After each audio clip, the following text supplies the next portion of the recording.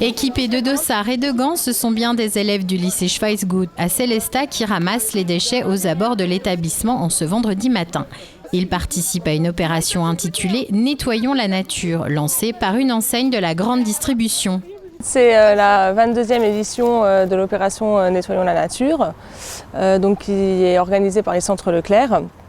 Et aujourd'hui, on est heureux de participer avec le lycée CFH Schweizgut pour ramasser les déchets autour de l'établissement. Les centres Leclerc fournissent tout ce qui est dossard, les gants et les sacs poubelles. Cette opération intéressait particulièrement le lycée professionnel de Sélestat. Celui-ci s'engage depuis quelques années dans le domaine du développement durable. On s'est inscrit au label développement durable et éco-école sur la gestion des déchets. Et voilà, la première action, forcément, nettoyons la nature pour justement voir les déchets que les élèves jettent devant l'établissement, etc., de manière à bien trier et à recycler par la suite. Retour en salle de classe, place à une représentante du SMICTOM pour faire le point sur le résultat de la collecte. Premier constat, tous les déchets n'ont pas atterri dans le bon sac. On s'est rendu compte qu'ils avaient ramassé beaucoup de choses, mais qu'ils n'avaient pas forcément fait le tri. Donc on a fait le tri avec eux. On a encore pas mal de choses à faire en milieu scolaire, pas mal d'interventions encore à faire.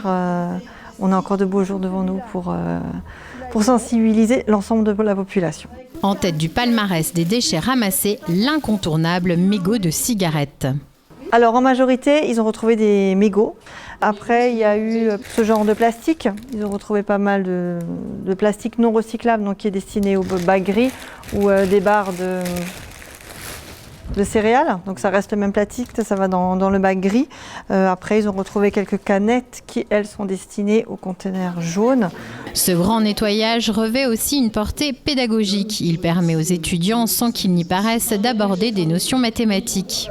On va faire le travail de distinguer les différents types de déchets qui ont été récoltés pour en tirer des statistiques. Donc on va exploiter quelque chose qu'on vient de faire dans le cadre du projet pour faire des mathématiques et puis après des sciences, puisqu'on va travailler aussi sur justement les contenus d'un mégot de cigarette et en quoi un mégot de cigarette, par exemple, qui a été beaucoup trouvé ce matin, est polluant du fait de ses composants chimiques pour l'environnement. Cette opération a fait son effet. Les 85 participants ont été très surpris par le nombre de déchets ramassés. Certains ont d'ailleurs suggéré de faire de cette opération ponctuelle un rendez-vous mensuel. Une idée entendue par l'équipe enseignante qui compte impliquer par roulement tous les élèves de l'établissement.